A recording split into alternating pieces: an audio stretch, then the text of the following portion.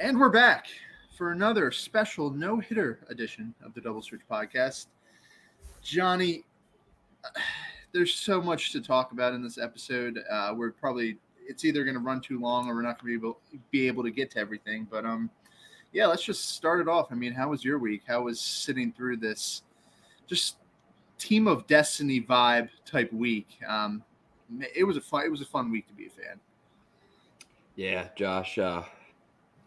Today's a great day to be a Phillies fan. I've kind of just been woke up feeling joyful from just the past week of Phillies baseball. It just I have the feeling that we're there. It's because I kind of thought back to some of the times, some of the bad times, like the 2014 and beyond, and for once it just feels like the whole city's kind of united. We agree, and we have a mutual relationship with our team now. It benefits both sides of the party, fans and the team. We both have each other's backs, and I'm exhilarated. Yeah, this team's unique because they kind of already have our trust. Last year it was kind of like building trust with the team and kind of learning to believe in them. This year I kind of feel like it's like we're there already. The team trusts us, the players trust the fans reciprocate. You see it just in and out every day for the most part. I mean, the attendance, I don't have the numbers, but I know it's been very good. You have just normal weekday games where we're drawing 35,000. Last year, that was not the case. It was rough last year. And one of the cooler moments I can really remember as a fan kind of happened this weekend. I don't think we should really get into the gameplay too much because there's bigger themes to kind of talk about. Would agree. Yeah, last week, Trea Turner, he ended up kind of losing us the game against the Marlins. It's never really one guy's fault, but it was kind of his fault. He struck out in a big spot and made the error the following inning, and that was kind of that. He owned up to it in the post-game conference. Yeah.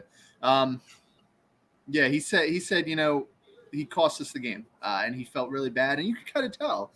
We've been able to tell for a while that this is rough for him. He does not feel comfortable. He does not like where he's at mentally, physically. He doesn't like what he's doing.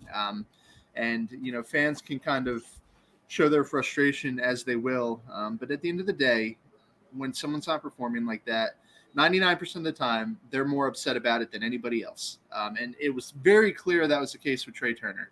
I don't have video or proof of it, but apparently he was in the cages until midnight, just trying to find a groove, trying to find a swing. And then credit to Jack Fritz, who I think it was his idea. What was it? Jack Fritz's idea? It circled around Twitter, but he was the lead man. Yeah, I think he deserves a lot of credit because he raised the idea of a standing ovation, kind of like the Bohm situation of last year. This was a little different because it was kind of planned. Everybody agreed they were going to do it. The Bohm one last year was so magical because no one it was just everybody felt like it was the right thing to do, and it happened. But even this time, I mean, when the Phils came back on that Friday, and he got a standing ovation in his first at bat, and subsequently every at bat afterwards, I mean, it felt like he was getting just a huge ovation every time he came up to the plate, every time he kind of did something in the field, and it was a show of support from fans that have not been super kind to him. You and I are both guilty of that. It's warranted to a certain extent. We have high expectations for him, but we kind of forgot all about that. We kind of focused on the person. We focused on the personality as much as the player. This is a human being going through a really tough time, and just like you and I, and just like people in your life, sometimes you just need to pick your friends up, pick your family up, and it makes it easier for them. And that's kind of what we did for Trea Turner this weekend. And just the moment, I think it was Saturday. I think Saturday afternoon, nighttime game, where we were down late in the game, and Trea Turner comes up to a huge ovation, and he gives us the go-ahead home run. He was happy. Fans were happy. The rest of the dugout was happy, and it felt so. It's tough to describe, but it fills your heart a little bit because it feels like it's bigger than just a game at that point. It feels like you're a part of something that's it's like a family type thing. It's like seeing kind of like someone, your close friend, your family, kind of succeed, and it gives you that same type of feeling. And you could just tell he was happy for really kind of the first time, and it was fun. It was special, and I'm glad I got to see it live, and I'm glad it played out the way it did. Were you there Saturday? At the game, no, but I watched it live. Yeah, I got to. I wish I was there. Were you? Wait, were you there? I was at Friday when he got the initial ovation. Okay, that was still pretty good. Yeah, that was kind of the start of the whole ovation, and it really was cool. I mean, like, you look around the internet, some people think it's corny and like forced because the guy makes a lot of money, but like, not the people that are actually watching these games. Like, we watched the post-game interviews. I mean, you watched that after that Marlins game, and like I texted you, I was furious, and like I've been oddly patient with Trea Turner, but that night snapped a lot of people. But then, like, just kept the TV on and just watched that post game. It's something I think just flipped a switch in all of us. We're like, this guy cares. Like, it's not like he doesn't care about putting a good product on the field. And I think everyone saw that immediately. And that was it's super cool. And the way it all played out the rest of the weekend, romantic. Beautiful. Yeah. For the first time, I got some text from you saying some not as super forgiving stuff about Trea Turner, right? And it's completely fair. I mean, he blew us that game. But I did see the kind of pushback for the standing ovations, and if you're that type of fan, I don't really want to throw you under the bus, but you're thinking of like this whole game and this team and baseball the wrong way. I like to form kind of like relationships with players, not in like a weird way. I like care about the players, like, and their well-being. I just don't care about the output. And I think that's the big difference between the fans that were all for the standing ovation and the fans that weren't. And if you weren't, you kind of only care about the output, and they're human beings. They're not robots. And I don't think that's a completely fair way to assess players. But no, that was cool that you got to go to that game. And yeah, I mean, Trea Turner, ever since he kind of got the ovation, he's looked much better, and it's really incredible. We say this all the time, how confidence is such a weird thing in baseball and life, and he looks confident now. He looks like that kind of belief that we gave in him, he injected it back into himself, and he's playing looser. He's playing like he kind of believes in himself, and that's all. That's the key. That's all it is. I mean, you could talk about regressing skills for everybody. Everybody's regressing to some extent, but a player of his caliber will not lose it like that. There's a certain level of play that he's still capable of, and I think he's on his way to kind of getting back to where he was. And the billboards that he bought out throughout Philadelphia, I know there was the one, I don't know how many he bought out, thanking everybody. That was awesome. Just you can tell that the fan base is kind of, he's becoming one of us. Absolutely. Well said. And he's not even the biggest story of the past 24 hours, is he? No, he's not. So I guess let's go to Weston Wilson, who I don't want to forget about him, because I feel like it's easy to forget about him. I would say that moment was just as emotional.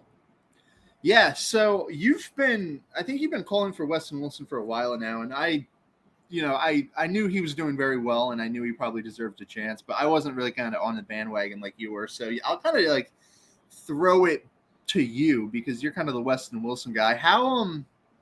Just kind of how special do you think that was for him? And like, what do you think that he's going to how do you think this is going to play out for him? Do you think that he kind of has a profile that could kind of fit with this team down the stretch run? Honestly, it's really tough to tell, because when you go look at like some of his like more recent minor league numbers, he's a high power guy, probably never going to be above a 270 hitter, even in the minor leagues, but capable of 25 home runs, 25 type of doubles, type of like Castellanos type of power, Swing and miss along with it, I'm guessing.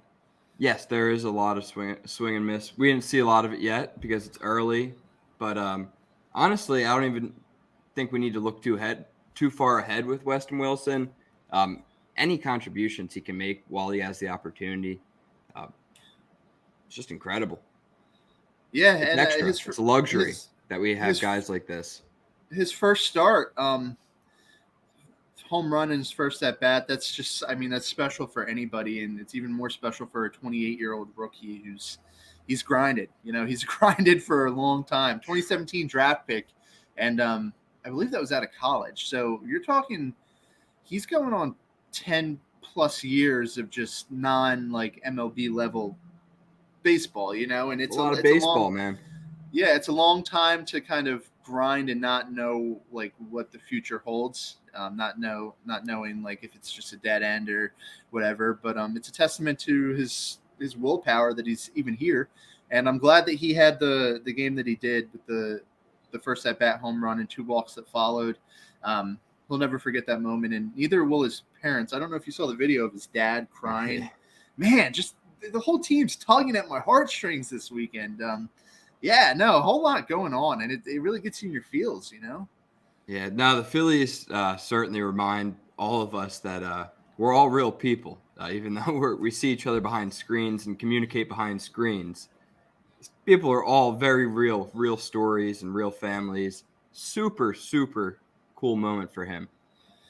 Yeah, I mean, and there's no better way to for your first at bat, and that's great. No, it's magical, and it's kind of a side note, but this is the one thing that you can't really buy. This is why those free agent teams that you kind of buy and you put together, kind of like the Mets did, not completely, but it's just something that you can tell this is not a bought team like that. This is a culture that's been built, and these guys really care about each other, and that kind of brings us to the main. Or I guess real quick, shout out to Nick Castellanos for number 200. That's cool. A great achievement on a busy day. Yeah, it's great news achievement, day, Nick. I'm sorry. Yeah, if he wanted some more headlines, he probably should have just picked today to do it. But nonetheless, he's bounced back, and I was kind of nervous there for a second. I'm not even going to lie. I was kind of nervous, but he's looked much better. Yeah, just a quick testament to him. I mean, his just candidness with the media and I didn't see that interview. Did you see that interview last night? I didn't have a chance to look at that yet. No, not from last night, but just in general, that guy doesn't talk down to the media, just actually has conversations, and I think it's a thing we see athletes battle with. They get aggravated and they don't know how to speak to it, but he's just completely honest all the time, and now he has a great relationship with the media. It's a beautiful thing. Yeah, he's probably that type of friend that you go to when you really need support. You don't want somebody to kind of be at you need someone to tell it to you as it is. He's that friend you go to because he always says kind of what he's thinking, and you're right, he's very candid with everything, and it's very refreshing because as much as I like I love the superstars like Bryce and everything, sometimes they sound really scripted, and Nick never sounds like that, so it is nice, and I'm going to that reminds me. Bryce has video game responses, honestly. Yeah, he does. It sounds like something you pull it out of MLB The Show, but yeah, definitely look up his interview last night. I know that I saw T-Mac tweeted about it and said it was a very good interview. But yeah, back to the main point here. So Michael Lorenzen. Michael Lorenzen was not someone we expected this from, and by this I mean a no-hitter in his first home start in front of 30,000 strong. I don't even know kind of how to put this to make it sound as special as it is, but what he did last night, I'm super glad I had the chance to watch it. Just magical stuff, and that's the 20th time we've said magical on this podcast, but I know. Just wow. Wow. That's that could be the name of the episode. Wow. Or you could just name it magical. Magical August night, because that's what it was. I mean, from the beginning, it did not look like he was going to be able to go the distance. Pitch count got really high. A lot of walks. Control wasn't good. And if you look back on the most dominant starts ever, it's not gonna be up there. He was pitching to contact for the most part. I think he only had 5 strikeouts. But that's not to take away from going up and down this Nationals lineup, which is not as bad as people think. They got some dudes now. The CJ Abrams, Meneses, they got some Lane guys. Thomas, It's not, Lane Thomas is very good. They have some serious, actual MLB hitters. And he just stays calm. He grinds out the first couple innings. And, towards the end of this game, he had a game plan. He knew exactly what was going on. He knew exactly the position he was in terms of pitch count. And, he grinded through a game, and now he's in the history books, and his cleats are going to Cooperstown because he just did something magical, and we're very fortunate as fans to kind of be a part of that ride because Michael Lorenzen's not the most dominant pitcher. He's a veteran. He's been kind of around the league for a while, and just to see him get that moment, it's special. I couldn't have said better myself. The Vans cleats were even everything about this guy is cool too. Yeah. I mean, me and you obviously watch a lot of baseball. We pay attention to the league. We knew Michael Lorenzen's track record. Me and you didn't get as excited as everyone at first, but since learning about this guy's personality, he wears Vans. I mean, he seems like the man. He walks out to Tyler Childers. It seems like this guy gets it. This guy absolutely gets it, and kudos to the Phillies for having a good eye for character. Because just a couple weeks ago, I was going back to our old podcast, and first episode, me and you, we just go back and forth about how this team has not enough voices in the clubhouse, outside of Bryce and Reese Hoskins, and we were just like, does anyone else are there any other leaders? Does anyone else that cares? And they've corrected that in 16 months. We have a bunch of guys that are just awesome people, and they keep getting more great guys. Yeah. So, what kind of a takeaway from what you said when we were gauging Michael Lorenzen, we were kind of thinking of the player because that's all we kind of had to go off of. We weren't thinking of the person, and now I kind of know Michael Lorenzen. I don't know Michael Lorenzen, but I've kind of heard him talk. I do kind of feel like I do. His interview after the game yesterday with T-Mac, just this is special. That just him being here, he's just the most excited guy to be here. You can already tell that he's feeding off the crowd. He's excited. He wants to be here, and he's relating to the team already. And I mean, he's only been here for 8 days, a week. He's an awesome fit. And it goes back to kind of Dombrowski and this front office. They know exactly what they want. They know down to a T what they want, and they know what they don't need. And it's just so the way they can balance personality with actual on-field production, and they're able to balance it and kind of determine how valuable someone actually is. And it's something you and I can't do because obviously we don't have that kind of information, that data to kind of go off of. But the guys they're bringing in, I mean, just Kyle Schwarber's a prime example. You look at the player, he has a terrible WAR. He's batting 170, but that doesn't tell the whole story of Kyle Schwarber, and it never will. There's so much more to a player than kind of their on-field production, and I think it's kind of a lesson. It's a lesson for us as fans, and it's just so impressive what he's been able to do in building a culture. And Michael Lorenzen's a great fit. He's an awesome fit, and the fact that he has looked this good through 2 starts kind of makes me wonder what they told him, because he was good before he came here.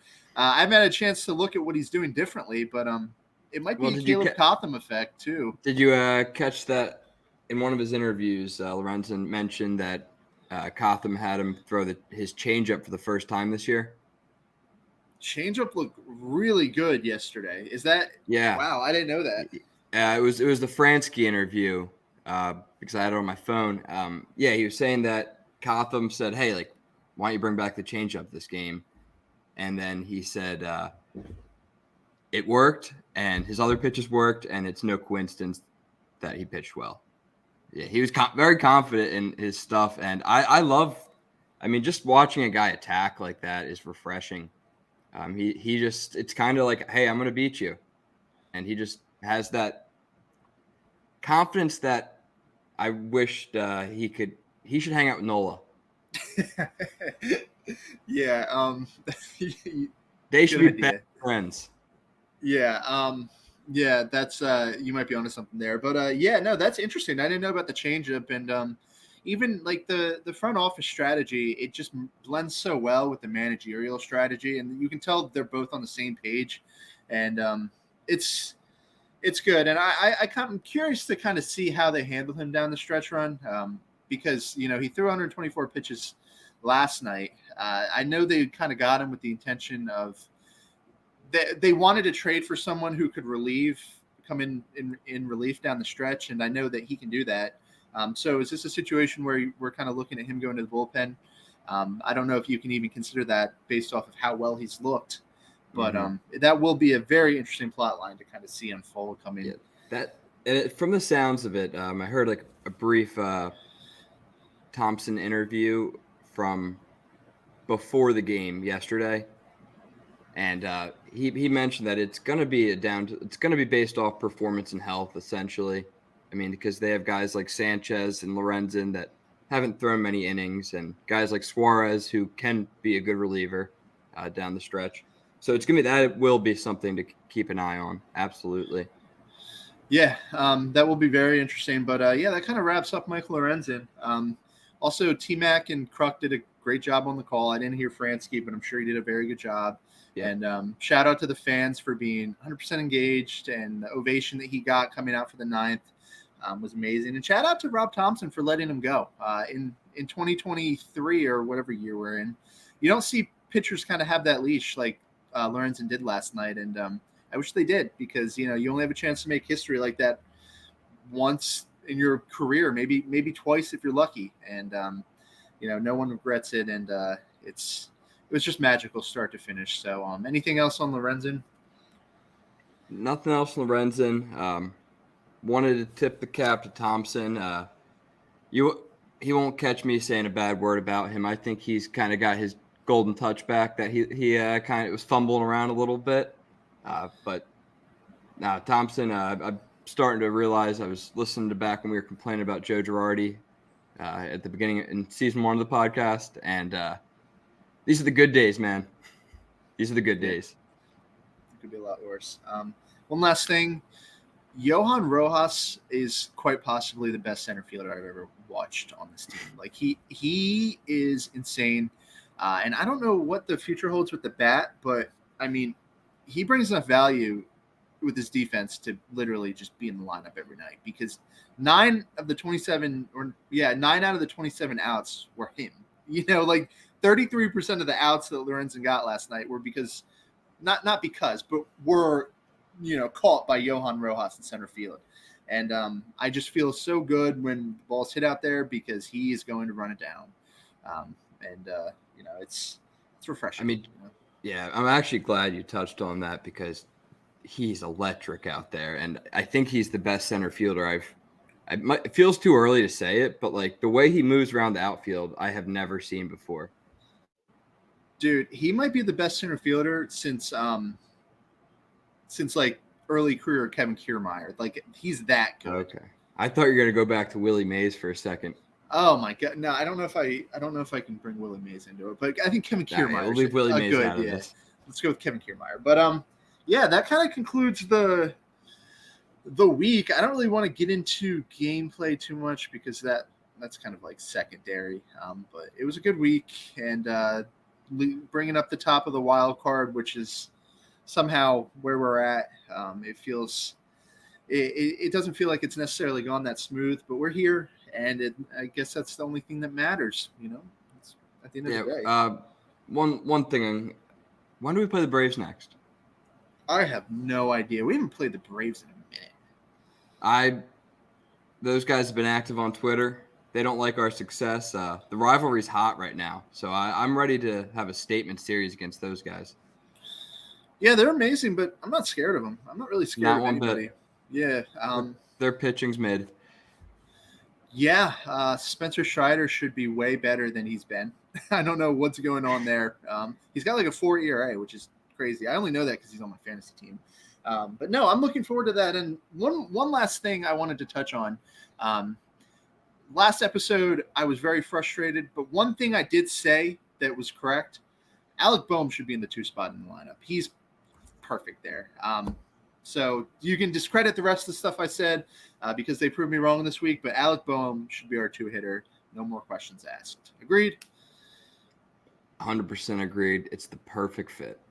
Perfect. I love the contact skills, and he's even kind of starting to show off the pop a little bit. I think he pimped a home run, which is, I like seeing that. I like seeing Alec Boehm pimp home runs. So let's do that a little more. Boehm's got his swagger back. Yeah.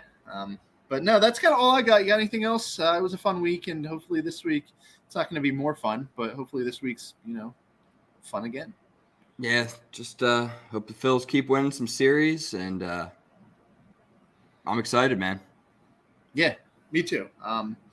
Only 6 or 7 weeks left in the season, and October will be here before we know it, and I'm looking forward to kind of seeing how this plays out. So, as always, thank you guys for listening. If you are an Eagles fan, which I'm sure a lot of you are, go check out the rest of Pick Swap Media's podcast. Training camp is going on, and Eagles, I don't know if they call it opening day, opening week, I guess, is right around the corner, and I'm sure they're breaking everything down for you guys. So, as always, thank you guys for listening, and we will talk to you next week.